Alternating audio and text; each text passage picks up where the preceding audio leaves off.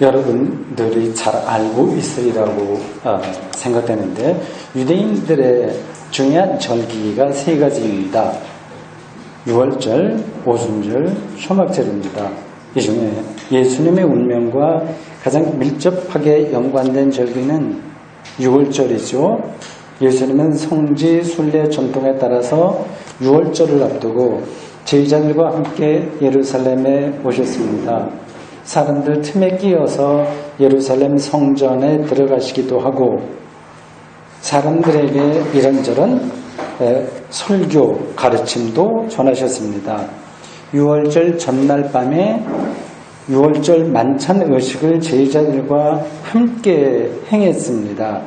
그 내용이 마태복음 26장 17절에서 29절에 자세하게 나옵니다. 나머지 복음서에도 그 내용이 다 있습니다.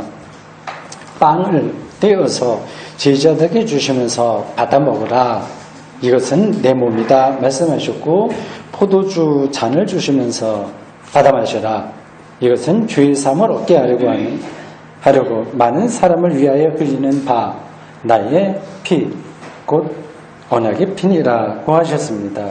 그날 밤에 예수님은 유대교 최고 법정인 산헤드린에 의해서 체포당하셨고, 밤새도록 신문당하신 다음에 빌라도 총독에게 이송되어 다시 신문당하고 십자가형 선고를 받았습니다. 그 다음날 오전에 십자가형이 집행되었고 3일 만에 죽은 자 가운데서 부활하셨습니다.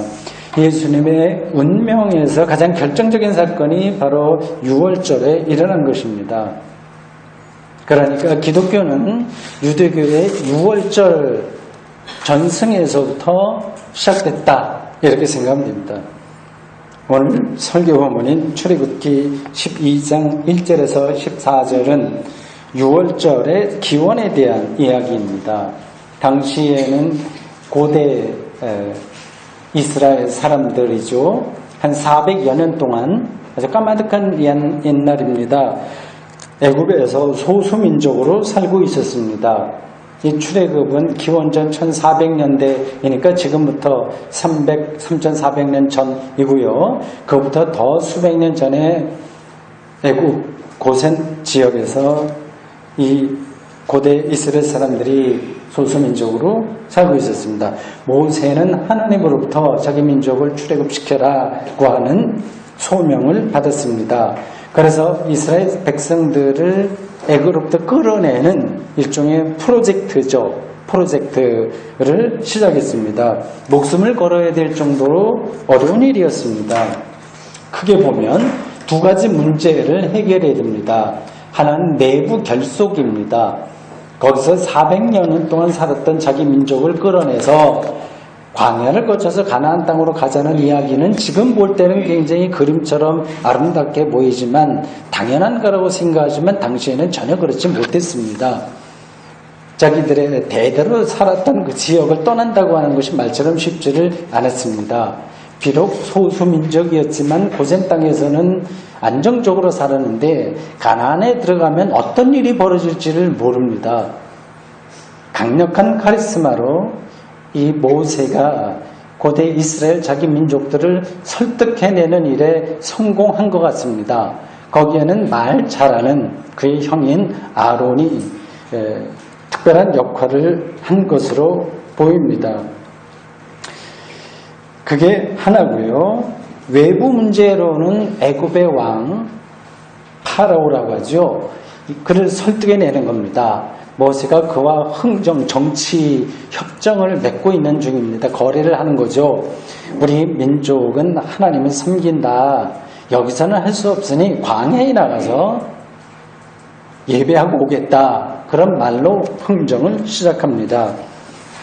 바로가 그 말을 수락할 리가 없죠.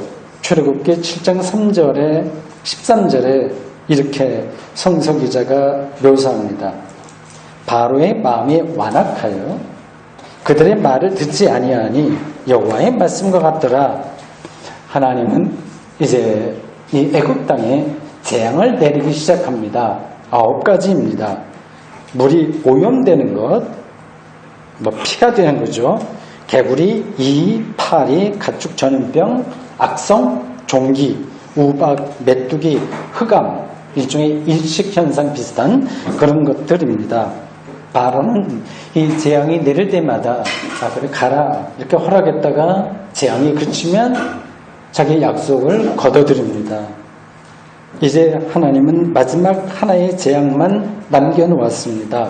가축의 맞배와 가정의 장남이 죽는 재앙이었습니다. 떼죽음의 재앙이 애굽 지역에서 일어나기 직전에 하나님은 모세와 아론에게 어떤 일을 지시하십니다.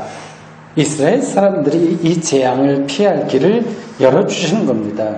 그 내용이 오늘 설교 본문에 자세하게 나옵니다. 성경 봉독자가 잘 읽었습니다. 그 내용을 제가 반복할 필요도 없이 머릿속에 잘 들어왔을 겁니다. 이스라엘 백성들은 니산월 10일에 이게 첫 달이에요. 아비벌리라고도 부릅니다. 니산월. 태양력으로 하면 3, 4월입니다. 대개 눈치채실 수 있겠죠? 부활절하고 그게 맞닿아 있습니다. 니산월 10일에 이게 유대력입니다. 10일에 식구수에 맞춰서 어린 양을 일단 선택해야 됩니다. 식구들이 많으면 2마리 해야 되고 더 많으면 3마리 해야 되겠죠. 식구가 적으면 이웃집과 더불어서 1마리를 선택하면 됩니다.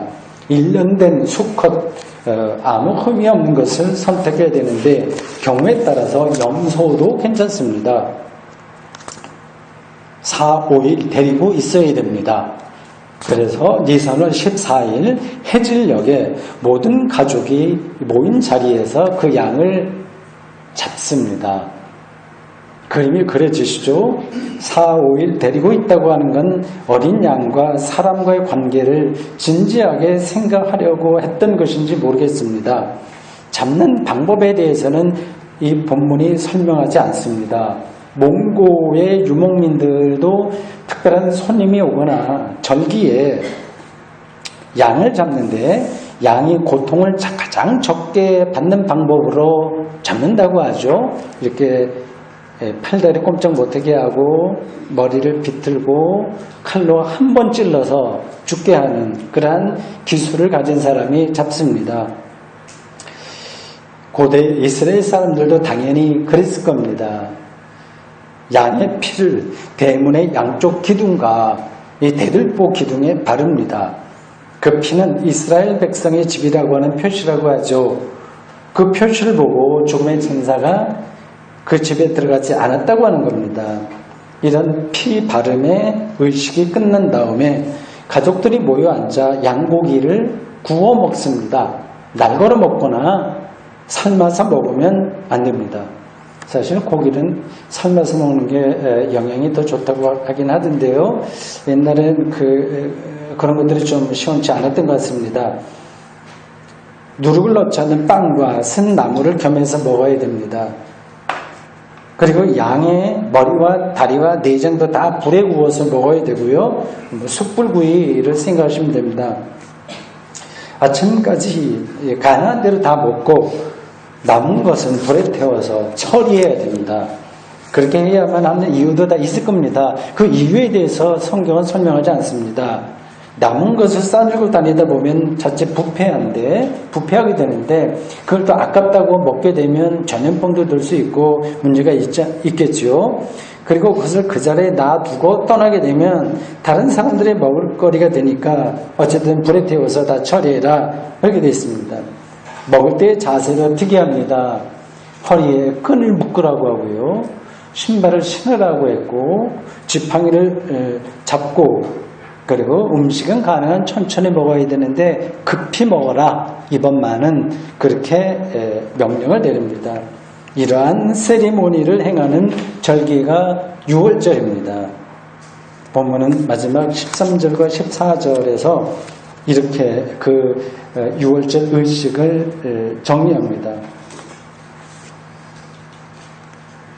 내가 애굽 땅을 칠 때에 그 피가 너희가 사는 집에 있어서 너희를 위하여 표적이 될지라. 내가 피를 볼 때에 너희를 넘어가리니 재앙이 너희에게 내려 멸하지 아니하리라.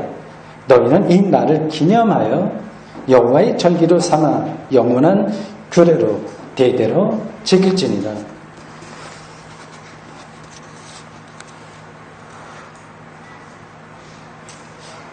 어떻습니까? 이 이야기가 여러분들에게 어떻게 전달됩니까? 이 6월절 이야기에는 인류가 겪은 재앙에 대한 두려움이 그 바탕에 깔려 있습니다. 출애굽 당시에 벌어진 10개의 재앙은 고대인들에게 치명적인 것이었습니다. 한 민족이 멸절하느냐 아니면 생존하느냐가 실제로 그런 재앙에 의해서 결정되었습니다. 그들로서는 그러한 일종의 천재지변인데 여기에 대처할 길이 없었기 때문에 그것을 야기하는 세력을 사탄, 마귀, 귀신의 이렇게 그 당시에 생각했습니다.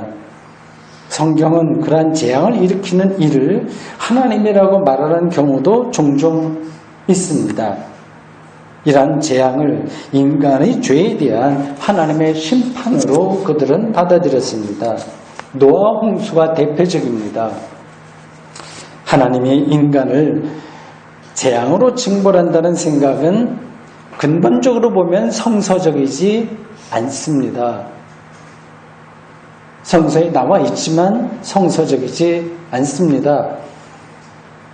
하나님은 창조주의이기 때문에 그렇습니다.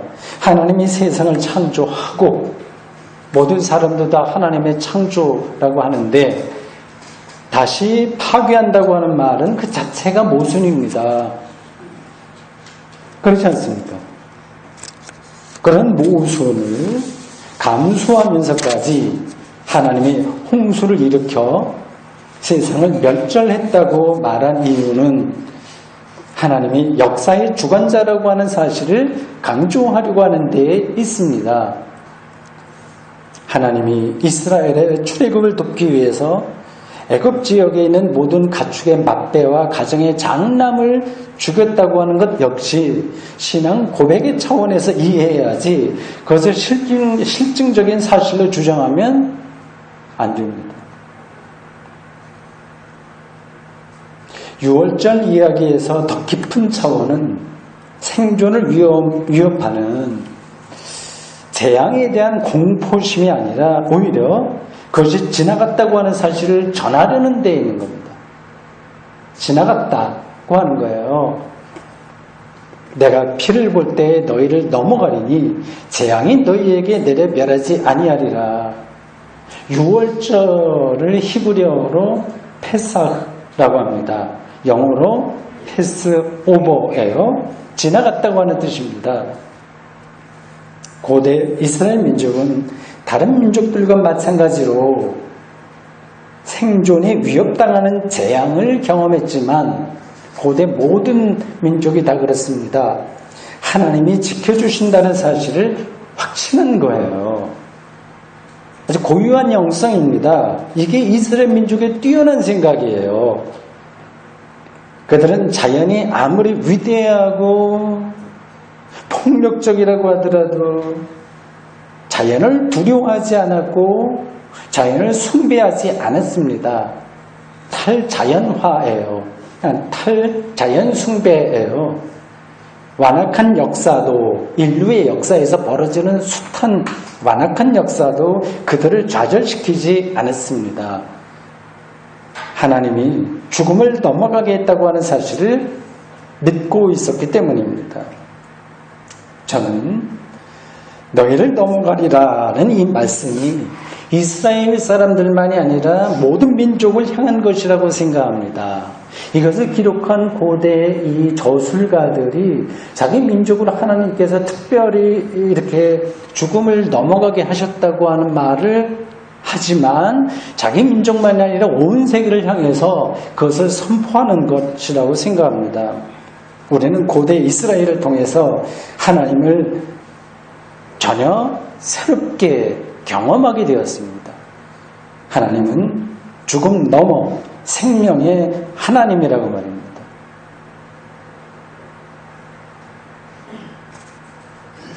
이런 말을 낭만적으로 생각하시면 안 됩니다.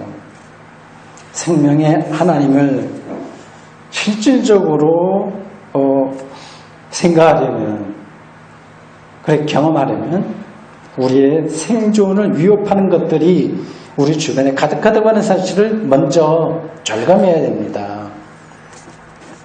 지구의 자전과 공전이 조금만 틀어져도 지구의 모든 생명 현상은 끝장입니다.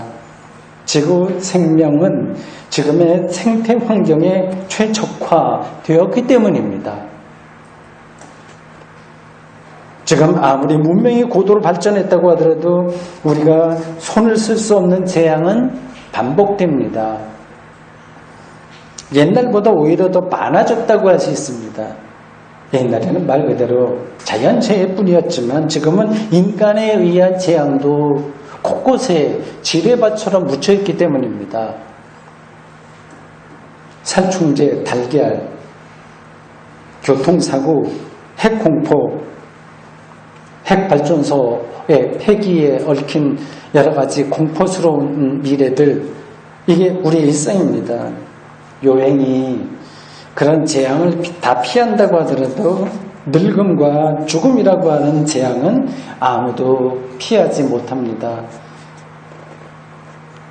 이런 것을 생각한다면, 절실하게 생각한다면 고대 이스라엘이 유월절 의식을 행하면서 허리띠를 띠고 발에 신을 신고 손에 지팡이를 잡고 급히 그 음식을 먹어 치운 이유를 알만합니다. 여기서 곧 떠날 준비를 하지 않으면 안 될 정도로 우리의 실존이 불안하다는 뜻입니다. 저는 매 순간 그렇게 느끼는데 여러분들 어떠십니까? 현대인들은 재앙을 추상적으로 느끼는 경향이 강합니다. 지난 인류 역사에서 우리 조상들이 어느 정도로 생존의 위협을 받았는지에 대해서 동화처럼만 생각하지 진지하게 생각하지를 않습니다. 빙하기는 책을 통해서 얻어들은 정보일 뿐이지 실질적인 것으로 느끼지 않고 우리는 삽니다. 명백한 사실이었었는데 외면합니다. 그리고 지금 일어나고 있는 모든 재앙도 설마 나에게 그게 닥치겠냐 하고 생각합니다. 그것보다는 지금 돈만 많으면 얼마든지 멋진 인생을 누릴 수 있다고 하는 그 확신이 강해서 그 현실을 못 보게 합니다. 이런 사람들에게는 어린 양을 잡아 불에 구워서 무교봉과 쓴나물을 겸해서 먹으라는 유월절 의식도 너무나 거리가 먼 이야기가 되어버리는 거예요. 하나님이 너희를 넘어간다는 말도 남의 말이 되고 맙니다.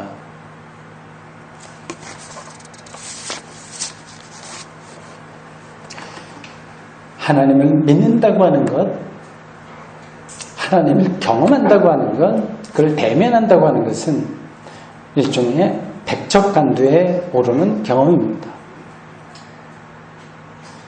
한 걸음 잘못 디디면 백척 30m 낭떠러지로 떨어지는 아찔한 경험입니다. 백척간두에서는 자신을 지탱해 줄 것이 하나도 없습니다. 오직 하나님과의 관계만 작동됩니다. 마틴 루터 신학의 가장 중요한 관점이 솔라 피데라고 하는 것을 여러분들이 아실 겁니다. 루터는 사람이 하나님 앞에서 인정받을 만한 것이 아무것도 없다는 사실을 꿰뚫어 보았습니다. 오직 은총에 의해서만 구원받을 수 있다고 하는 삶의 태도가 바로 솔라 피데의 근본 의미입니다. 오늘 본문에 따르면 내가 피를 볼 때에 너희를 넘어가리라는 은총에 전적으로 기대는 삶입니다.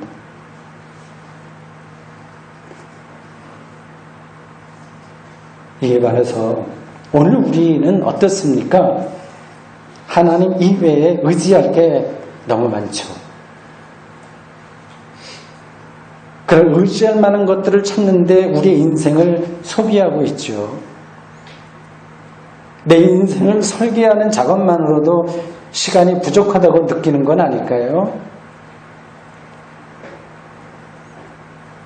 우리 일반적인 신앙생활, 교회생활도 마찬가지입니다. 하나님 앞에서 선한 것을 보이기 위해서 온갖 노력을 기울이고 있습니다. 신자들이요. 모이면 기도하고 흩어지면 전도하자는 목표를 이루기 위해서 교회의 힘이 소진되고 있습니다. 그런 일에 마음이 분주하다고 하는 것은 하나님에게 관심이 없다는 뜻입니다.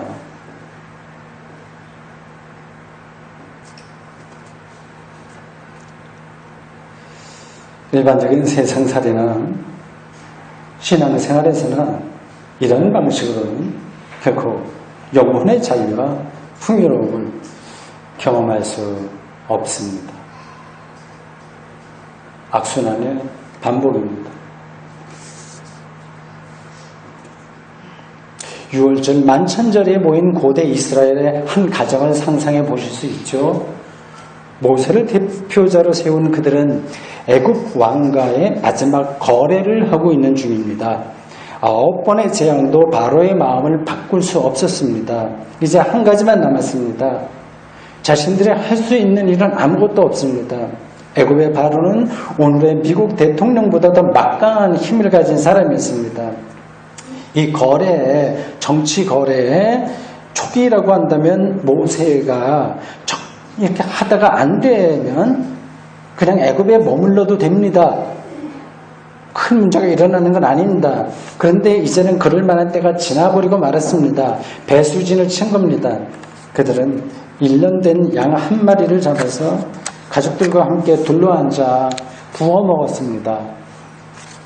아버지 혹은 할아버지가 아들과 자녀들, 손자들에게 얘들아 이게 우리의 마지막 먹는 순간이다. 더 이상 먹지 못하는 순간이 온다. 그런 얘기 하지 않았겠습니까? 엑소더스가 실패하면 그들은 멸절당하는 겁니다. 다행히 그들은 하나님의 약속대로 죽음을 면하고 애국을 탈출할 수 있었습니다. 불가능한 일이 실현되었습니다. 영화 제목 같지만 미션 임파서블 그러한 일을 그들은 경험했습니다. 이러한 이야기는 이스라엘 역사에 대대로 이어졌습니다. 그걸 바탕으로 그들의 하나님 신앙은 점점 깊어졌습니다. 저는 매월 한 자루씩 성찬유식을 집행하면서 이러한 6월절 영성을 절감합니다. 정말 절감합니다.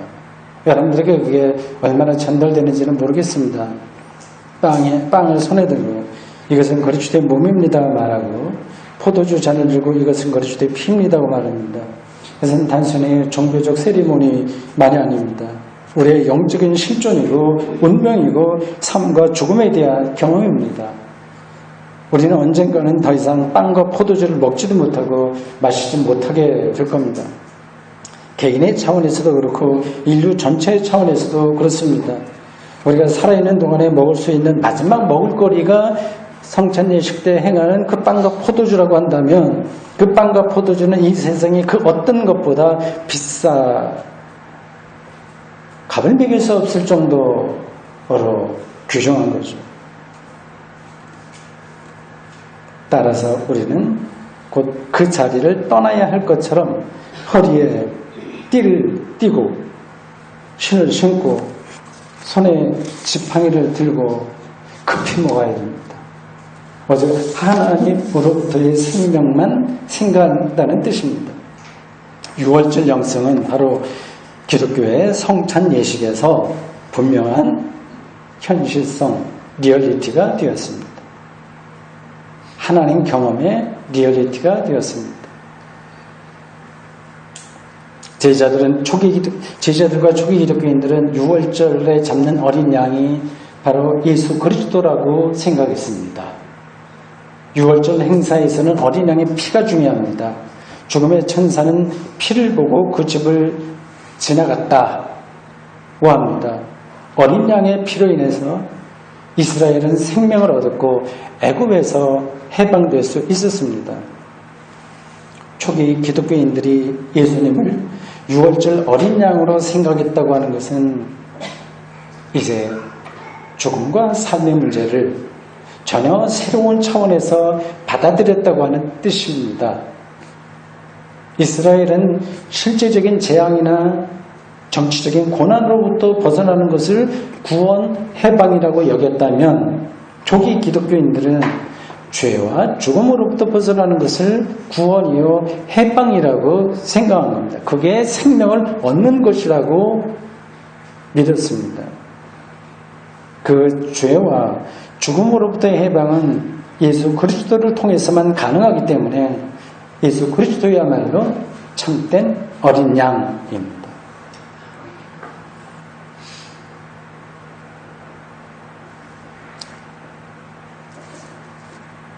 예수 그리스도의 십자가 죽음이 도대체 지금 나의 구원과 무슨 상관이 있냐 그런 질문이 가능해요.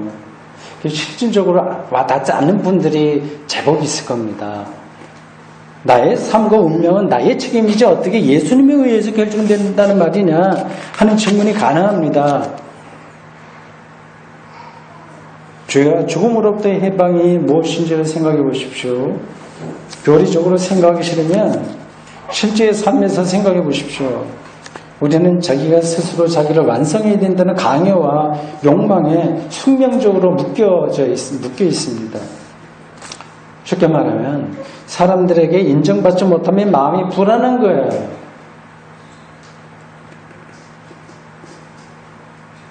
사심 없이 사랑을 베풀고 싶지만 되나요? 안 되죠? 사랑은 우리가 완성할 수 없다는 뜻입니다. 영혼의 평화가 없습니다. 마음을 좀 비워야지, 마음 공부해야지. 그래 노력하면 어느 정도는 평화에 다가간 듯 하다가 순식간에 나락으로 떨어지곤 합니다. 그런 경험들 아시죠? 부부 사이에도 마찬가지고 부모 자식 간에도 마찬가지고 친구 사이에 스승 제자 사이에도 다 마찬가지를 여러분들 경험하시죠? 참된 평화와 해방이 우리의 삶에서 전혀 이루어지지 않고 있습니다. 신앙생활을 열심히 한다고 해서 이런 문제가 해결되는 게 절대 아닙니다. 기도를 천날 백날 해보십시오. 그 문제가 해결되나요? 안 되니까 거기에 집착을 하게 됩니다. 바리새인들은 율법을 철저히 수행함으로써 구원을 얻어보려고 했습니다. 평화와 해방을 얻어보려고 했습니다.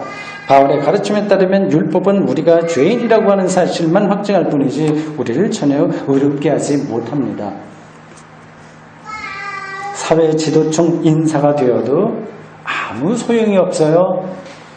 모두가 부러워할 만한 업적을 남겨도 인간은 그것으로 구원받지 못합니다. 아주 실질적으로 평화와 해방이 없습니다. 평화 비슷한 것을 얻을 뿐입니다. 사이비 평화죠. 사이비 구원입니다. 사이비에 취해 있으면 정말 사이비인지 알고 대충 하면 되는데 그 사이비에 취해 있으면 참된 평화나 구원에서는 점점 거리가 멀어집니다.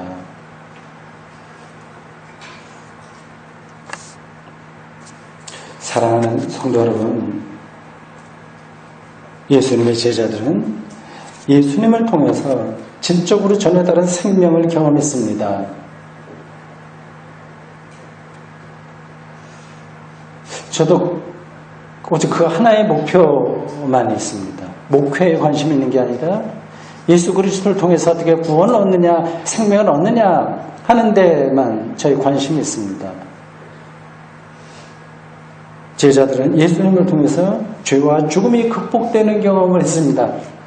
그들은 더 이상 자신의 생명을 스스로 성취하려고 수고할 필요를 전혀 느끼지 않았습니다. 왜냐하면 예수님을 통해서 하나님이 이미 자신들과 함께 하신다는 사실을 정확하게 이해하고 믿을 수 있게 되었기 때문입니다. 이것은 마치 어린아이가 광풍이 몰아치는 밤에 혼자 집에서 무서워하다가 어머니와 아버지가 집에 들어왔을 때 느끼는 것과 비슷합니다. 참된 자유와 해방과 만족입니다. 오직 십자가와 부활의 예수 그리스도를 통해서만 가능한 죽음 너머의 생명 경험이 여러분들에게 가득하기를 진심으로 바랍니다. 아멘. 주님, 오늘 저희들 3400년 전 고대 이스라엘에서 벌어졌던 출애굽 6월절의 기원에 관한 이야기, 출애굽기 12장 1절에서 14절에 나온 이야기 읽었습니다. 죽음 너머의 생명을 약속하신 그 이스라엘의 하나님이 예수 그리스도를 통한 참된 구원의 하나님임을 저희들 믿습니다. 예수 그리스도 이름으로 기도합니다. 아멘.